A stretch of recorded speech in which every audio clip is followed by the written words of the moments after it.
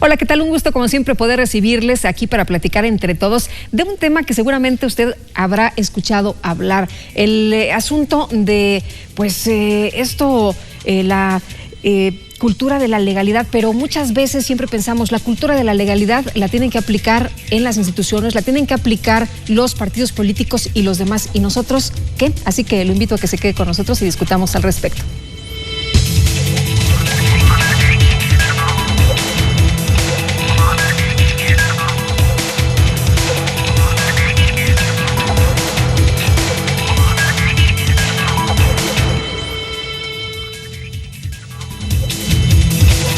Una vez más, me da muchísimo gusto darle la bienvenida a este espacio. Qué bueno que estamos, como siempre, aquí puntuales, recibiéndolo en su cita con nosotros y que usted nos atiende, nos abre las puertas de su casa. Fíjese usted que la cultura de la legalidad la vamos a revisar en diferentes ámbitos, desde lo que pasó en el 2012 hasta lo cotidiano, si le parece bien. Y me da mucho gusto recibir en este espacio al maestro Jesús Castillo Sandoval, el consejero presidente del Instituto Electoral del Estado de México. Muchísimas gracias por acompañarnos. Como siempre, bienvenido. Muchas gracias. Al contrario, Lupita, muy buenas noches. Muchas gracias por invitarnos a tu programa. Muchas gracias. Bienvenido. Y también en esta primera ocasión, maestro Raúl Campos, profesor de la División de Estudios de Posgrado de la FES Aragón de la Universidad Nacional Autónoma de México. Muchísimas gracias también por estar con nosotros, por acompañarnos. Al contrario, Lupita, muchísimas gracias por la invitación.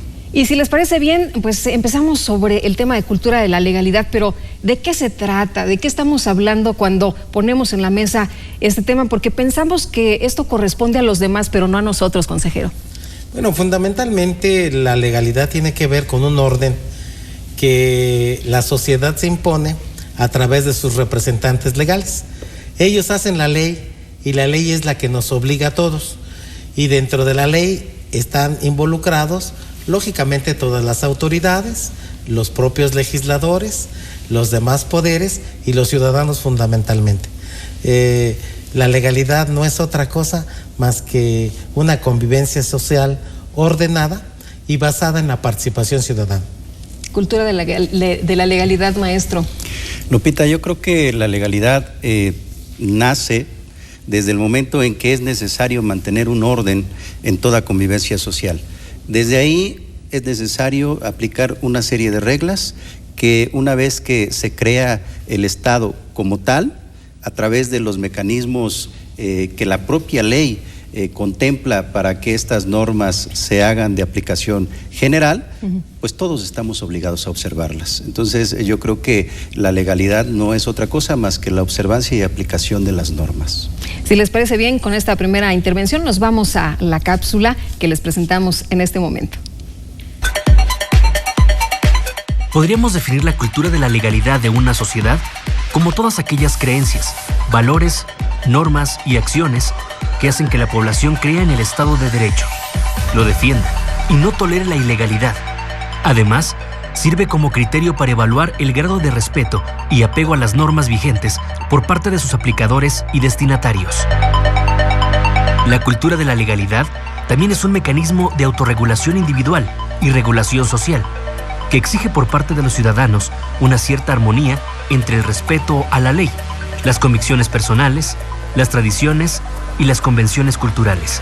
Es la creencia compartida de que cada persona tiene la responsabilidad individual de ayudar a construir y mantener una sociedad en un Estado de Derecho. Por su parte, el Estado de Derecho es aquel en el que todos los integrantes de la sociedad estamos gobernados por leyes establecidas en forma democrática, que protegen los derechos individuales y se aplican uniformemente, donde se hacen cumplir las obligaciones y se sancionan las faltas. Para que todos podamos gozar de este Estado de Derecho, debemos respetar las normas, rechazar los actos de ilegalidad y colaborar con las instituciones de procuración de la justicia. De ahí que la construcción de una mejor calidad de vida en sociedad dependa en gran medida de todos y cada uno de nosotros. Bueno, y continuamos. Sí, cultura de la legalidad va de la mano, es inherente a la democracia, al desarrollo democrático. Sí, como no. Mira, Lupita, quisiera hacer una remembranza. En este año que pasó, tuvimos elección de diputados y miembros de ayuntamiento, donde las reglas las estableció el legislador y el Congreso o la legislatura está conformada por todos los partidos políticos, de tal suerte que ellos confeccionaron las reglas de la competencia electoral. El Instituto Electoral del Estado de México se encargó de organizar las elecciones, de hacerle posible a los ciudadanos que un día, el primer domingo de julio, fueran a votar, y aquellos partidos políticos o candidatos que estuvieron inconformes agotaron los medios de impugnación que establece la ley. Las autoridades correspondientes resolvieron sus medios de inconformidad y finalmente tomaron posesión los integrantes de la legislatura, los ayuntamientos de los 125 municipios, pero lo más importante, prevaleció la paz social, donde quien tuvo alguna queja la hizo valer ante las autoridades correspondientes, y una vez resuelto todos los recursos, ahora retomamos y se trata de cumplir con la ley por parte de los ciudadanos, los partidos políticos y las instituciones. Todos estamos reglados por la ley. ¿Usted qué dice, maestro? Definitivamente tiene mucho que ver la democracia con la legalidad, puesto que todo proceso democrático como mecanismo de articulación entre la conformación de los órganos de gobierno y la participación de los ciudadanos, se tiene que establecer una serie de reglas que tienen que regular tanto la participación de los actores políticos, de los ciudadanos, como de los órganos que tienen que vigilar, organizar y sancionar estos procesos electorales. Entonces, definitivamente la democracia va aparejada con la legalidad. Bueno, y en el caso de la revisión, una revisión general al tema de la democracia, la legalidad y los ciudadanos, ¿ustedes qué evaluación hacen de esto? ¿Cómo fue el comportamiento? ¿Cómo vieron a los ciudadanos en las pasadas elecciones? Bueno, en principio aprovecho tu espacio para darle las gracias a todos los ciudadanos que participaron activamente en un ejercicio republicano donde hubo 170 elecciones, 45 en distritos y 125 en municipios, y te quiero decir que un poquito más de 121,000 ciudadanos participaron como integrantes de mesas directivas de casilla. Nosotros instalamos en números redondos 13,400 casillas. Esto significa que mucha gente participó, cumplió con la ley, pero también debemos de decir que hubo de cada 10, 4 personas no fueron a votar, y me parece que ellos incumplieron con la ley, y esto pues desde luego no es bueno, porque todos debemos de participar en lo interno, partiendo de las actividades que hacemos en nuestra casa, respetar los reglamentos, no tirar la basura, manejar adecuadamente, no pasarse los altos. Nosotros esperamos que los policías nos respeten, nosotros debemos de respetar a los policías y a las demás autoridades. Todo esto conforma la legalidad. Nosotros en la organización de las elecciones estamos contentos porque todos los partidos políticos ganaron donde tuvieron más votos, se privilegió la transparencia, la participación ciudadana, y finalmente las autoridades que resolvieron las quejas decidieron quién debe de gobernar, y ya ahora nos están gobernando, y ahora queda a los ciudadanos exigirle a los gobernantes que cumplan lo que prometieron en sus promesas de campaña y en sus plataformas políticas. A las autoridades nos corresponde resolver los problemas sociales, la inseguridad, la falta de empleo, tener mejores condiciones de vida, mejores condiciones de viabilidad, en fin, una serie de cuestiones, una mejor educación.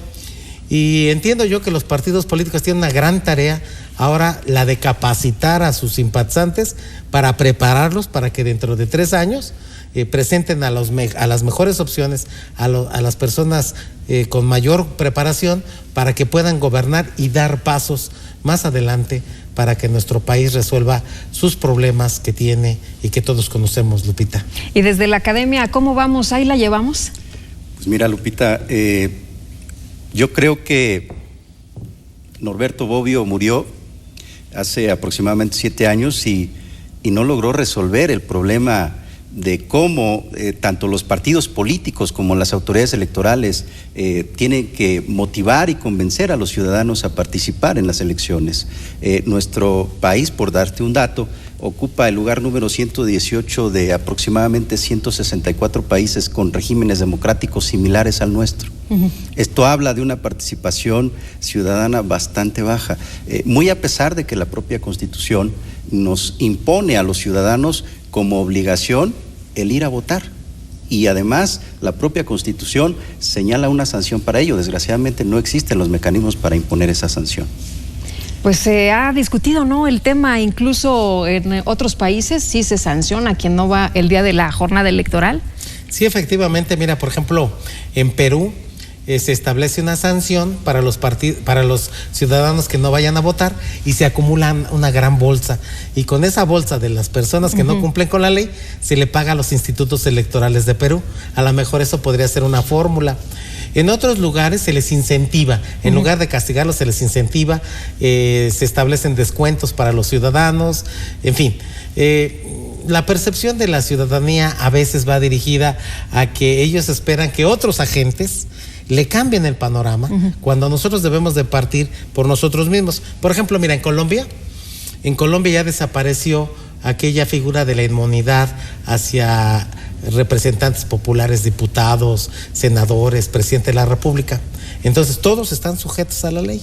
De tal suerte que si un representante popular o un administrador, como podrían ser los ayuntamientos, incumplen con la ley, no debíamos de esperar a que se termine su inmunidad para poderlos enjuiciar. Me parece que ahora debemos de empezar a caminar sobre una transformación donde empecemos todos a participar en cumplir con la ley, Lupita. Pues sí, estamos totalmente de acuerdo. Vamos a unos mensajes. Les quiero recordar que pueden participar aquí con nosotros, entre todos, dialogando del tema y de lo que ustedes quieran abordar, por supuesto, acerca de lo que se está platicando aquí esta noche. La invitación para que en las redes, Twitter, Facebook, en correo electrónico y también por teléfono puedan dejar sus comentarios. Regresamos.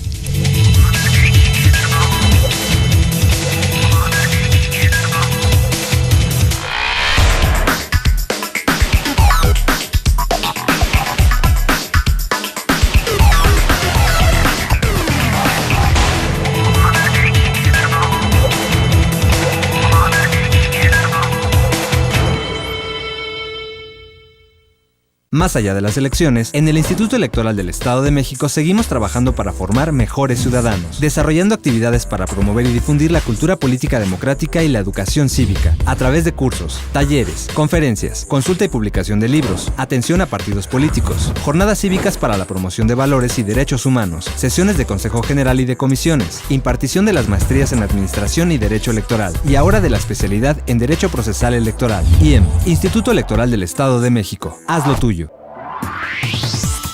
Detrás de tu voto hay buenas noticias.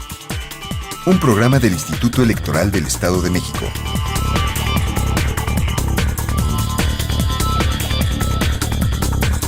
Síguenos a través de www.ieem.org.mx todos los miércoles a las 12 horas. IEM, Instituto Electoral del Estado de México. Haz lo tuyo.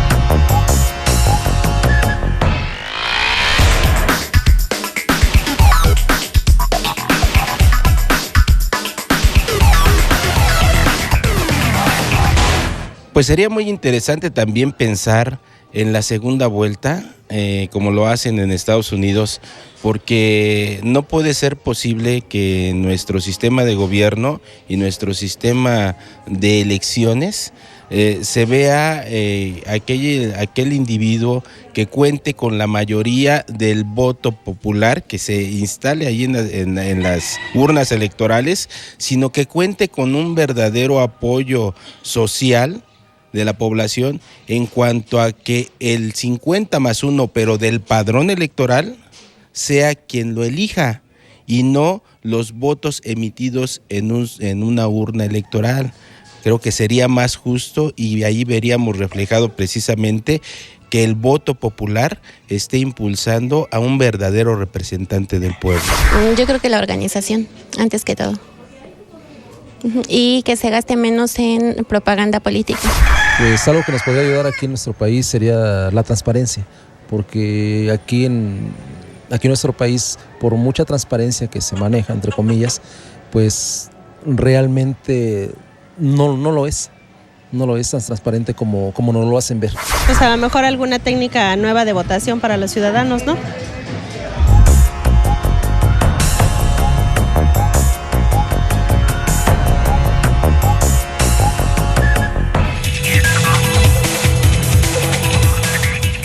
De regreso y hablamos precisamente de cómo son las cosas en otros países y les quiero preguntar, doctor, en el caso de la experiencia también de otras naciones, hay sanciones importantes, hay sanciones severas, pero para nuestra sociedad mexicana, ¿qué puede valer más? ¿Qué es lo que se puede valorar más? ¿El castigo o la zanahoria? ¿O cómo podríamos ver nosotros este aspecto? Mira, Lupita, en varios países se ha resuelto este problema de la falta de participación ciudadana a través del castigo. En otros países como Argentina, en donde prácticamente la existencia de una ciudadanía diferenciada, en donde los ciudadanos que acuden a obtener su credencial de elector son los únicos que están obligados a participar en elecciones, se obtienen niveles de abstencionismo electoral pues más bajos. Un dato, en Australia, Australia tiene una participación de aproximadamente el 95% de sus ciudadanos en elecciones, y la sanción son $20 a quienes no van a votar. En nuestro país la Constitución contempla una sanción. El problema es que no existen los mecanismos legales para hacer efectiva esta sanción. Mi punto de vista muy particular es que debiese de adminicularse esa obligación de participar de parte de los ciudadanos en elecciones con algún mecanismo de servicio que presta el Estado, ya sea cobrándoselo más caro o no prestándoselo por el asunto de que no cumplió con sus obligaciones constitucionales.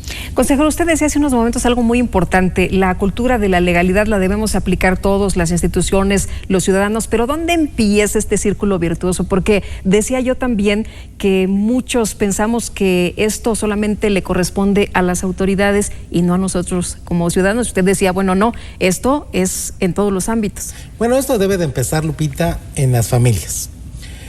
Nosotros debemos de inculcarle a nuestros hijos, a nuestros vecinos, a nuestros amigos, el respeto a la ley.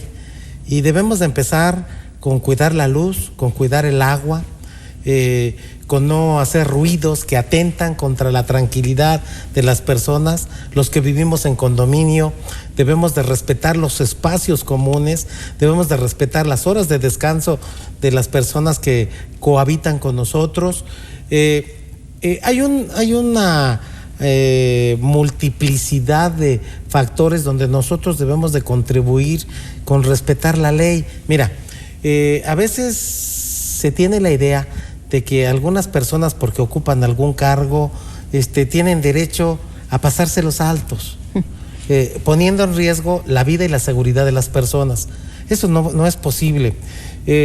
Algunos otros quieren privilegios de acuerdo a las funciones que desempeñan o al dinero que detentan. Hay gente con situaciones económicas bastante en bonanza, con buen dinero, y piensan que esa condición económica les permite estar por encima de otros. Me parece que lo que debemos de respetarnos es todos, de acuerdo a nuestras condiciones, a los derechos humanos que todos tenemos iguales, y de esta manera contribuir desde el punto de vista de nuestra casa para empezar a fortalecer, dijéramos, el tema de nuestra relación con las autoridades. Las autoridades tienen que buscar mecanismos, tienen que crear políticas públicas para resolver los problemas de la gente. Las personas ya votaron, ellos ya cumplieron con su deber parcialmente o mayoritariamente, pero ahora le corresponde a las autoridades crear políticas públicas de cómo resolver los problemas y cómo acercarse a la gente. Si tú quieres un acta de nacimiento, tal vez bastaría pedirla por internet, que te la manden y te descontarán de alguna cuenta o depositarás el dinero en algún lugar. Pero el Estado tiene que crear, tiene que reinventar, tiene que modernizar sus sistemas y no hacer filas como ahorita se presentan en algunos lugares donde tú quieres pagar tu impuesto y tienes que hacer una fila de 200 personas porque la autoridad no ha creado los mecanismos de recepción de pago de impuestos. Me parece que aquí es una correlación entre gobernantes, entre gobernados y entre autoridades. Y no entendemos, ¿verdad?, que esto se puede multiplicar y esto nos impacta de manera favorable y positiva. Claro, definitivamente México tiene un gran problema de sobrereglamentación, tiene un gran problema de exceso de leyes y bueno, pues esto viene a contraponerse con una dinámica más rápida en la sociedad. Y definitivamente esto va a impactar en todos los ámbitos. Yo creo que uno de los grandes problemas de la sociedad mexicana radica en su idiosincrasia. Yo creo que si cambiamos parte de esa idiosincrasia, pudiésemos mejorar la cultura de la legalidad. Hablaban también de un tema que me parece relevante y clave que empecemos a abordar ya en este momento, el de la transparencia. ¿Qué tiene que ver la transparencia con la legalidad y con la rendición de cuentas? Bueno, la transparencia es fundamental porque todas las autoridades que administran recursos que no son de su propiedad tienen que rendirle cuentas a las personas. Ahora ya se han creado institutos, ¿no? Los institutos de transparencia, para efecto de que todas las autoridades, independientemente del ámbito de sus funciones, tienen la obligación de publicar su página donde transparenten los gastos que están realizando, los ingresos que obtuvieron, los egresos y sobre todo la administración. Hay figuras como la licitación, donde a diferencia de antaño, antes se adjudicaban directamente las obras, ahora se adjudican a quien menos le cobra a la administración, pero ya hay algunas ideas que están tratando de innovar esto y ahora se está hablando y se están haciendo algunos estudios de subastas invertidas. ¿Qué significa esto? Por ejemplo, que algún instituto como el que yo represento desea adquirir automóviles. Entonces vamos a convocar una subasta para efecto de que subasten los proveedores que den más barato, es decir, que compitan para dar más barato el precio del artículo. Por ejemplo, en un carro alguien puede decir, yo se los ofrezco en 100,000 pesos, y otro dice, yo en 95, yo en 90, yo en 80, y el que dé el precio más bajo, adjudicárselo. Estamos haciendo análisis de subastas invertidas para darle mejor rendición de cuentas a la ciudadanía, Lupita. Si les parece bien, seguimos hablando de transparencia, pero antes vamos a ver esta sección de nuestros reflejos, la participación de la ciudadanía y también su granito de arena, precisamente para avanzar.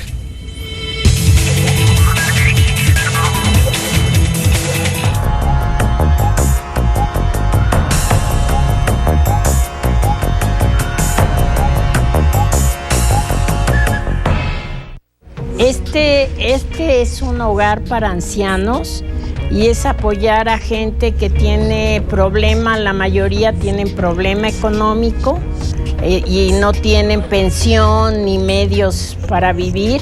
Otros tienen problema de soledad, de falta de familia y se encuentran sin recursos económicos, sin familiares cercanos, sin ningún apoyo. Entonces es la población a la que le damos apoyo preferentemente. Algunos sí tienen familiares que se preocupan de ellos, pero muchos no tienen a nadie. Los horarios de la casa son a las que empiezan tempranísimo porque hay que bañar a muchos no se pueden bañar ya por ellos solos. Hay misa a las 8 de la mañana, la que quiere baja a la capilla y oye su misa, la que no tiene obligación. El desayuno es terminando la misa como 8:45, luego la comida es a la 1 de la tarde y a las 6 de la tarde es la merienda. Entonces, en los 3 alimentos se puede ayudar a servir mesas dentro de un trabajo de voluntariado. Y tenemos los pisos que llamamos de enfermería o de personas que necesitan más atención. Y entonces en esos pisos sí hay hasta un comedorcito en el piso para que no tengan que bajar. tenemos elevadores, 2 elevadores, pero muchas de ellas están en silla de ruedas. O sea, tenemos a lo mejor de 110 personas que viven aquí, creo que 35 están en silla de ruedas y hay algunas encamadas. Creo que la gente que pueda dar tiempo, que es lo que a veces es más difícil, que la gente se decida a dar un poquito de tiempo, a visitar a alguna persona que no tiene familiares, apoyar. Hay 1000 cosas que hay que hacer en una casa donde viven. Aquí ahorita tenemos 110 ancianos que viven aquí y están aquí las 24 horas del día. Entonces hay 1000 cosas que se pueden hacer, en las que se puede ayudar. No todo es dinero, sino apoyo espiritual, apoyo para hacerlos sentir importantes quizás, que tienen un valor para alguien. Entonces es lo que es muy importante. Y entonces yo creo que el ser voluntario en un servicio como estos es muy bueno. Y además hace crecer a la persona que lo da. Yo digo que recibe uno más de lo que da.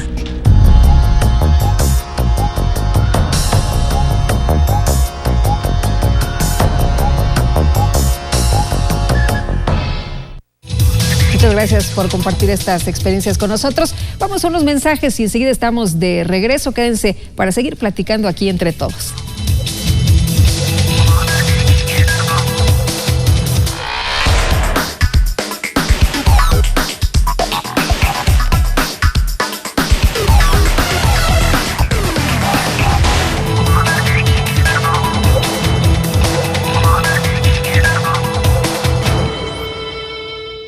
Más allá de las elecciones, en el Instituto Electoral del Estado de México seguimos trabajando para formar mejores ciudadanos, desarrollando actividades para promover y difundir la cultura política democrática y la educación cívica, a través de cursos, talleres, conferencias, consulta y publicación de libros, atención a partidos políticos, jornadas cívicas para la promoción de valores y derechos humanos, sesiones de Consejo General y de comisiones, impartición de las maestrías en Administración y Derecho Electoral, y ahora de la especialidad en Derecho Procesal Electoral. IEM, Instituto Electoral del Estado de México. Haz lo tuyo.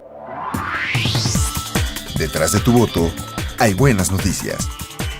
Un programa del Instituto Electoral del Estado de México.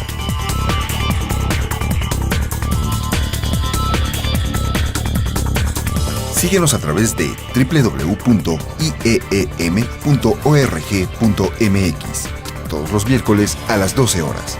IEM, Instituto Electoral del Estado de México. Haz lo tuyo.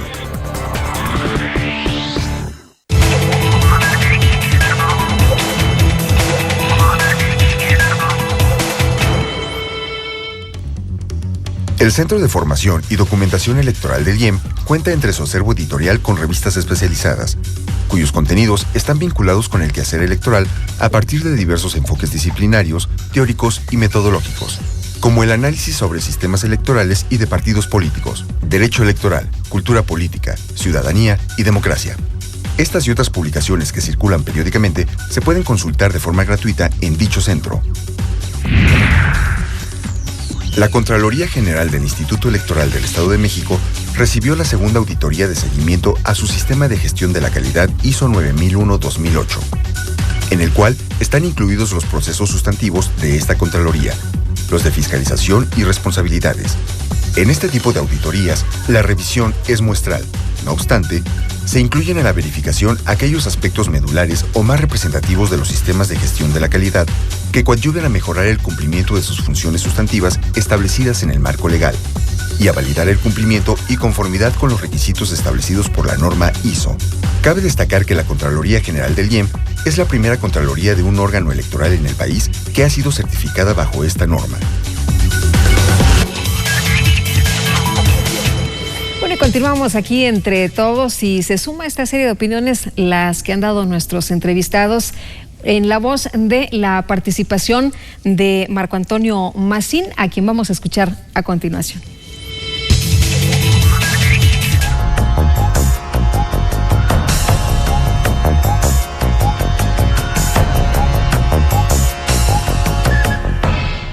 Hoy en día, nuestra sociedad vive inmersa en un comportamiento de ilegalidad. Lamentablemente, en todas nuestras acciones tenemos movimientos en los cuales vamos inclusive enseñando a nuestros hijos a vivir en una forma ilegal. Si nos estacionamos en doble fila, si nos estacionamos en lugares para gente con capacidades diferentes. Y generalmente buscamos pretextos para ampararnos en seguir viviendo en este medio, no dándonos cuenta que de alguna manera estamos fomentando esta inseguridad en la cual estamos viviendo todos los días. Es importante que nos demos también cuenta que en la medida que sigamos viviendo en estas condiciones, vamos debilitando un Estado de Derecho. Al debilitar un Estado de Derecho, las autoridades, las instituciones no van teniendo la eficacia y eficiencia que deberían de tener. Por eso es sumamente importante que hagamos conciencia que tenemos que regresar al respeto a la legalidad, que tenemos que regresar a fomentar esta cultura de la legalidad entre nosotros y, por supuesto, darlo como un beneficio a las nuevas generaciones. En todos los procesos que nosotros llevamos, tenemos que tener en cuenta que gracias a las leyes es que están construidas nuestras garantías. Gracias a estos elementos podemos tener una alta democracia. En la medida que no vayamos respetando esta cultura de legalidad, vamos disminuyendo nuestras capacidades como ciudadanos. También algo que tenemos que reflexionar es que esta es una acción que no debe venir solo de instituciones, sino que debe venir desde la sociedad. La sociedad tiene que tener una participación muy activa y proactiva en torno a buscar este respeto, un respeto que también viene desde el fondo con los derechos humanos, los derechos que todos tenemos al momento de haber nacido. La cultura de la legalidad, pues, es una forma de vida que tenemos que adoptar y es una forma de vida que han tenido los lugares donde hoy en día tienen mejor estándar y calidad de vida. La cultura de la legalidad es algo que se va fomentando poco a poco y todos los días. Todos estos días tenemos que estar buscando de qué forma somos mejores ciudadanos, nos respetamos, buscamos cumplir con todo lo que está a nuestro alrededor y por inercia vamos a ir haciendo que todos vayan cumpliendo. Vamos creando un Estado en el cual nos permite tomar a través de las leyes decisiones concretas, decisiones que pueden llevarnos a que las autoridades que elegimos puedan ser autoridades que tengan precisamente un peso, un valor, un respeto hacia la ciudadanía y de la ciudadanía también hacia ellos. Esta es la única forma en la cual podemos realmente concluir y llegar a una vida mucho más concreta y mucho más productiva. Luego entonces la cultura de la legalidad es fundamental para todo nuestro desarrollo.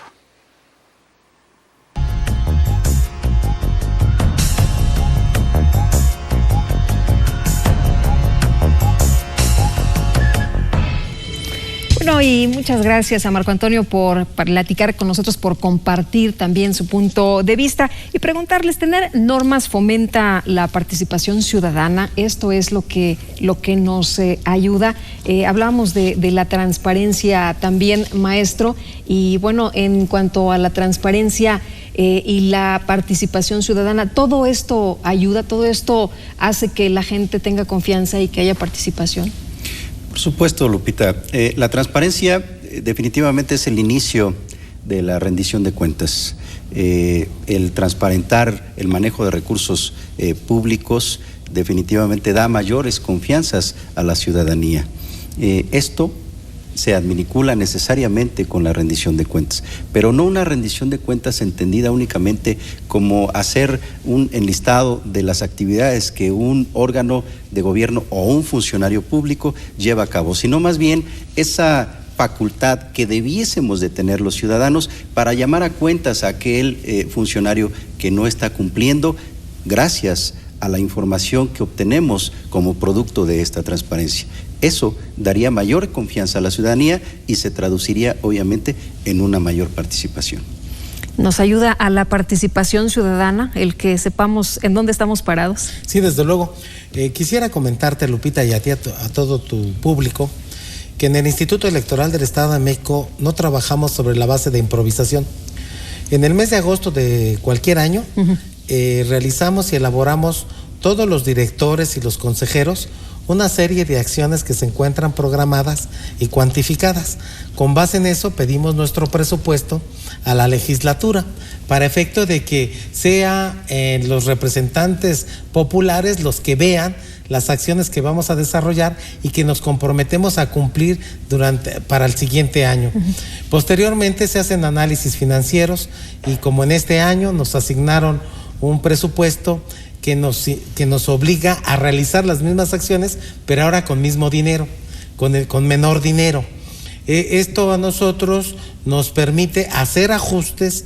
En este mes de enero aprobamos nuestro programa de actividades y vamos a realizar las mismas acciones que programamos el año pasado, pero con menor dinero. Y nosotros le pedimos a la Contraloría que nos vigile y que vigile a todas las áreas del instituto para que aquel que no haya cumplido lo que prometió sea sancionado. Y aquí quiero hacer un enunciado muy importante. En nuestro país, honrar la palabra fue un valor supremo. Y nosotros en el Instituto Electoral del Estado de México queremos retomar esa idea, honrar la palabra y que llegue el tiempo en el que maduremos y que lo que se prometa se cumpla. En el caso de los partidos políticos y la evaluación que hacen ustedes del 2012, de las pasadas elecciones, de los procesos que vivimos, ¿cómo ven ustedes la posición, el comportamiento de los partidos políticos frente a la ley, frente a la legalidad?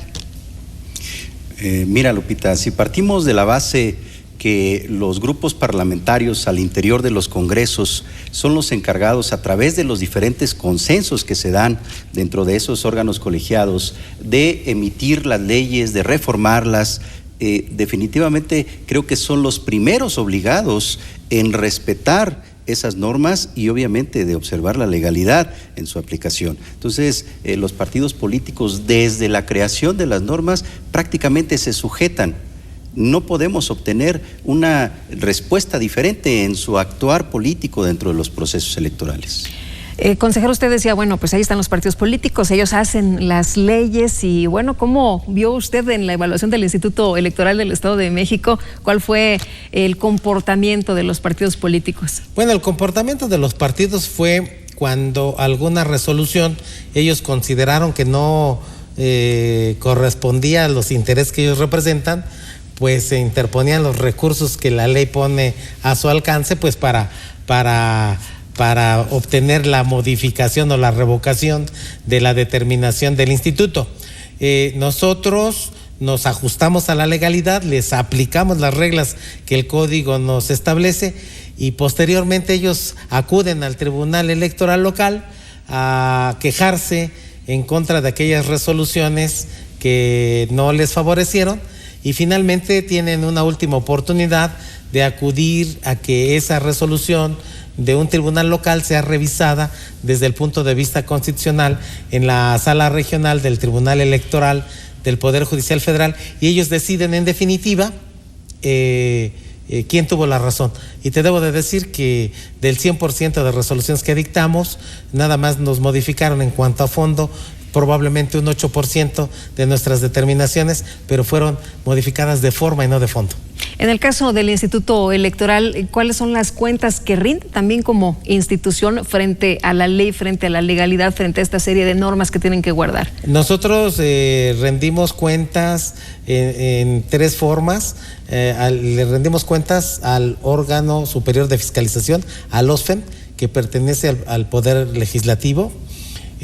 Nosotros somos revisados por una empresa que contratamos, que revise que lo que nosotros nos comprometimos a hacer se haya realizado y esos resultados de la auditora externa los damos a conocer al Consejo General y también se los damos a conocer a todo el público en general y finalmente la Contraloría del Instituto tiene la obligación de iniciar los procedimientos disciplinarios en contra de aquellos servidores electorales que no hayan cumplido con las tareas que se comprometieron a realizar y que fueron aprobadas por el Consejo General. Hemos hablado de cómo han ido avanzando los ciudadanos o cómo hemos ido avanzando los ciudadanos como sociedad, las instituciones, por supuesto, ya lo refería el consejero. ¿Y qué dice la academia? ¿Cómo nos ve? Definitivamente, creo que el Instituto Electoral del Estado de México ha hecho un buen trabajo, está haciendo un buen trabajo, desde la academia lo vemos así, basta ver, por ejemplo, un dato de aproximadamente 747 recursos que se interpusieron en las pasadas elecciones, solo 34 fueron revocados de los actos que llevó a cabo el Instituto Electoral del Estado de México. Esto habla de un trabajo bien hecho por parte del Instituto Electoral, y de esos 34 que fueron revocados de forma, no de fondo, lo que nos da todavía mayores elementos para nosotros poder decir que el Instituto Electoral del Estado de México está haciendo en estos momentos un buen trabajo. Muy bien. Nosotros hacemos una pausa y enseguida estamos de regreso. La invitación para que se quede con nosotros y siga platicando aquí entre todos.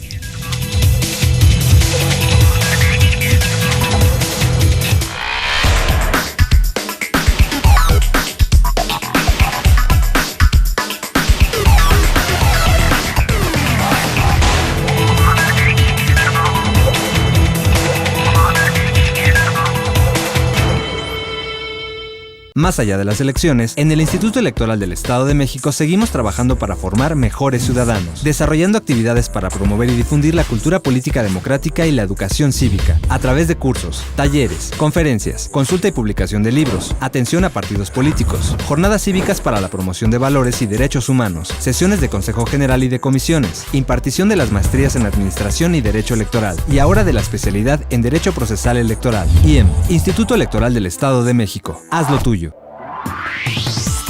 Detrás de tu voto hay buenas noticias. Un programa del Instituto Electoral del Estado de México.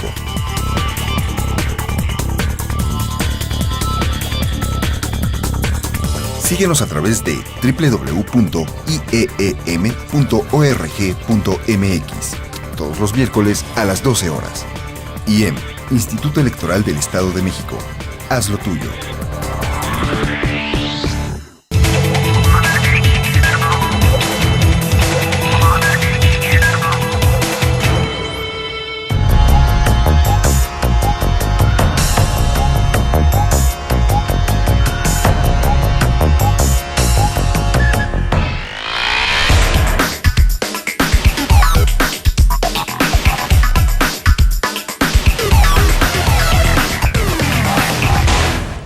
Pues por ejemplo en Estados Unidos, allá sí no hay que la mordida, bueno sí lo hay, pero menos, allá como que es más derecho todo, o tienen más conciencia todos, o sentido común, básicamente.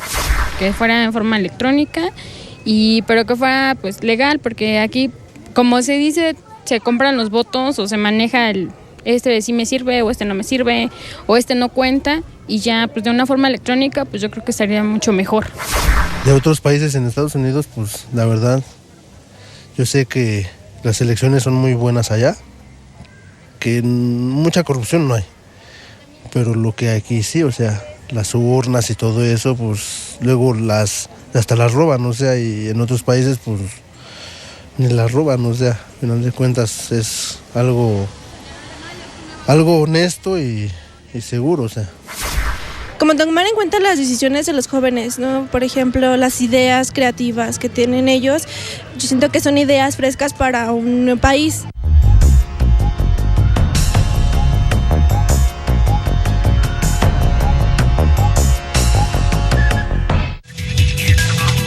Bueno, y continuamos entre todos y vamos a escuchar las opiniones de los ciudadanos del futuro.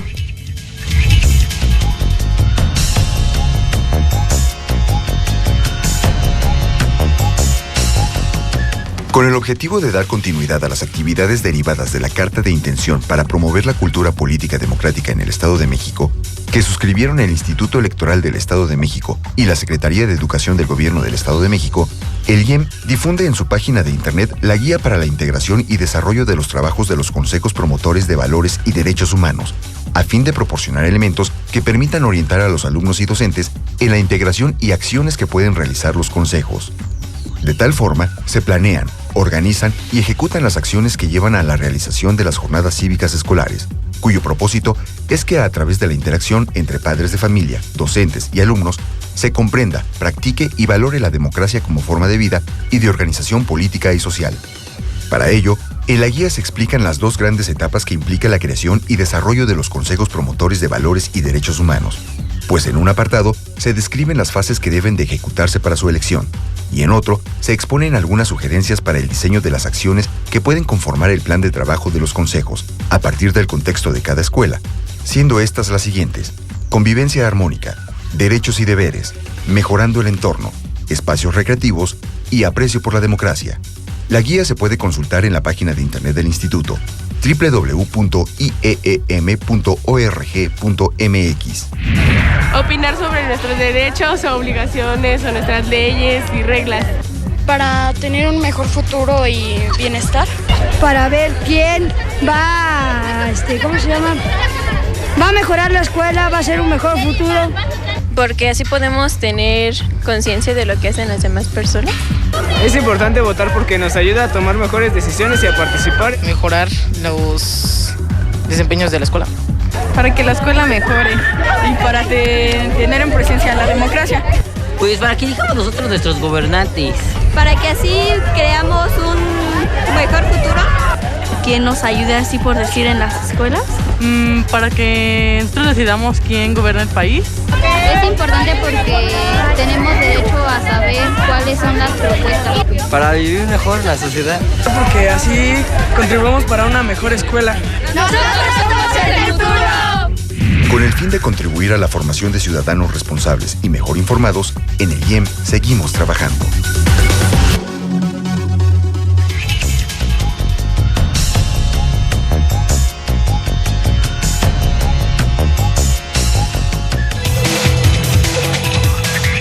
Muchas gracias a los ciudadanos del futuro. Y bueno, hemos hablado de los avances que se han tenido de los ciudadanos, también de las instituciones, de lo que se ha logrado. Hemos hablado de lo bueno, de lo bonito, pero ¿qué falta por hacer? Hay cosas que todavía están ahí en la revisión, otras más que están medio avanzando, consejero, pero platíquenos usted en su visión, en la visión del instituto, ¿qué es lo que nos falta por hacer? Bueno, tenemos algunas tareas pendientes. Falta que el legislador reglamente la participación de las candidaturas ciudadanas. Me parece que esta es una figura que va a obligar a los partidos políticos a trabajar mejor, porque si no lo hacen, van a ser los ciudadanos los que van a retomar la estafeta y van a empezar a trabajar de manera intensa para ganar elecciones sin participación de los partidos políticos. Me parece que es una tarea muy importante que se tiene que atender. Tenemos algunos otros pendientes. Uno que traemos atrasado es igualar ciudadanos con territorio, que comúnmente se le llama redemarcación. Porque a veces en algunos lugares con poquitos votos se gana un diputado. Y en otros lugares con muchos votos, pero con muchos bastantes, se gana el mismo diputado. Entonces se trata de tal vez correr las líneas poligonales de los 45 distritos para que haya equilibrio en las votaciones y de esta manera los partidos políticos tengan, dijéramos, las mismas condiciones para accesar al poder. El otro tema que podría ir de manera concomitante o simultánea con esta idea es que el legislador realice una redistritación que consistiría en crear más distritos. Yo he sugerido, esto está reservado a que el Poder Legislativo haga los estudios correspondientes, de que se suban 5 diputados de mayoría relativa y que se hagan 50 distritos y se disminuyan los de representación proporcional y queden en 25 diputados de representación proporcional. Maestro. Pues mira, Lupita, yo creo que partiendo de la base de que la ley es reactiva, no proactiva, siempre se reforma la ley y en el siguiente proceso electoral en el que se aplica, pues se da cuenta de muchas deficiencias que tiene esta norma. Así es. Creo que el Código Electoral del Estado de México todavía tiene algunos temas pendientes. Uno de ellos es la fórmula de representación proporcional, que el Código Electoral realmente lo tiene muy complejo, no es tan sencillo como se aplica a nivel federal.